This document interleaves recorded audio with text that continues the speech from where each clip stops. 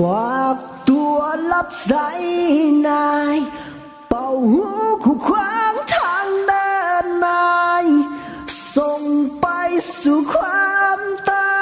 ยชื่อเสียงของฉันเลื่องลือศพแรกผ่านไป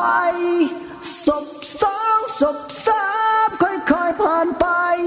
หลงผิดคิดภาคภูมิใจก่อนเดินมาถึงวันนี้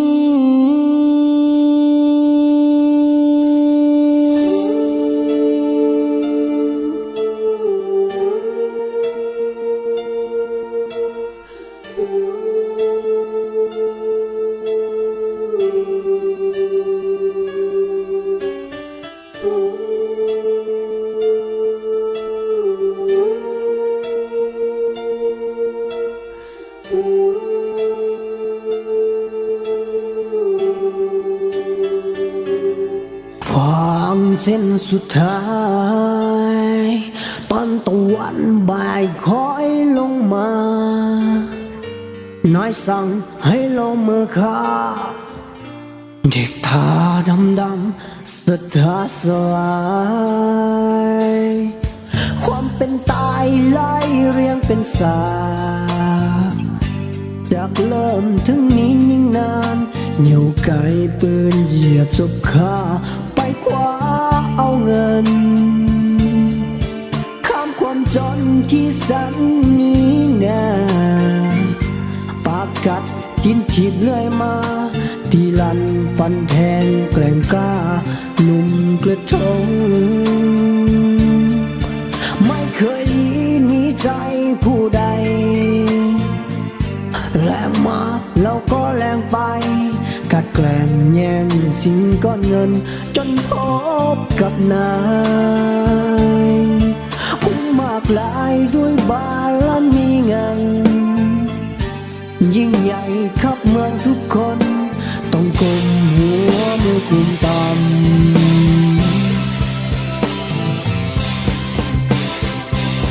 ฝากตัวรับใช้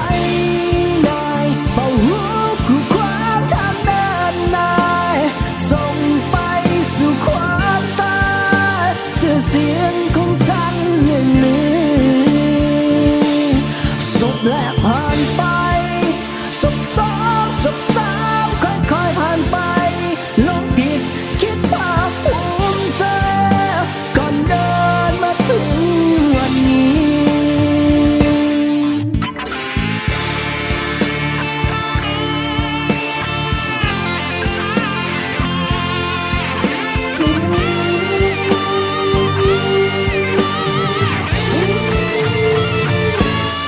เด็กโศกลายเขาเห็นนายซื้อขายกันสานายมองแล้วส่งสายตาซึ่งหัวใจตกลงทิ้งไปตายเสียเถิดหันปืนเข้าหาหัวนา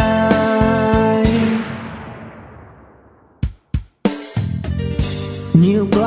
แล้วสิ้นลงใจได้กินไอของความดีงาม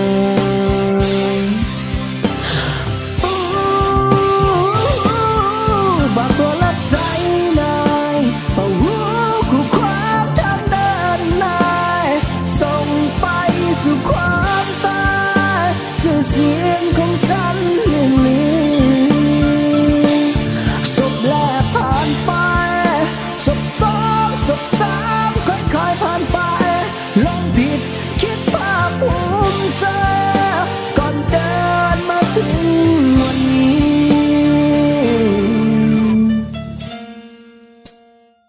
นี่คือครั้งหนึ่งที่ภูมิใจ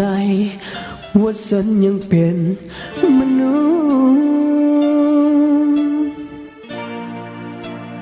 หัวใจลอยล่องไปแสนไกลขอตกตายด้วยมือตัวเอง